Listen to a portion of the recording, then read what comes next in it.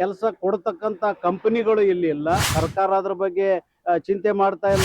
SSLC result ಬಹಳ ಕಡಿಮೆ ಬರ್ತಾ ಇದೆ. ಜೀವನ ಸರಿಯಾಗಿ ಆಗ್ತಾ ಇಲ್ಲ. ಅನೇಕ ನೋವುಗಳನ್ನು ಅನುಭವಿಸ್ತಾ ಇದ್ದ ಮಕ್ಕಳ ಶೈಕ್ಷಣಿಕ ಗುಣಮಟ್ಟ ಕುಸಿತಾ ಇದೆ.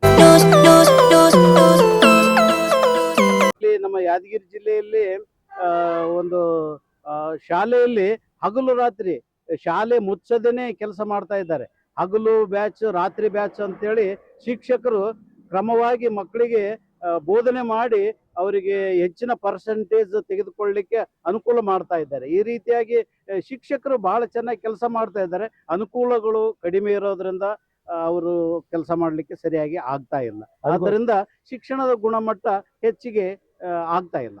ಅದಕ್ಕೋಸ್ಕರ ಶಿಕ್ಷಣ ಸರಿಯಾಗಿ ಇನ್ನು ಶಿಕ್ಷಣದ ಗುಣಮಟ್ಟ ಸರಿಪಡಿಸಬೇಕಾದ್ರೆ ಸೌಲಭ್ಯಗಳು ಹೆಚ್ಚು ಮಾಡಬೇಕು, ಬಿಲ್ಡಿಂಗ್ಗಳು ಚೆನ್ನಾಗಿರ್ಬೇಕು, ಸ್ಮಾರ್ಟ್ ಕ್ಲಾಸ್ಗಳು ಬೇಕು.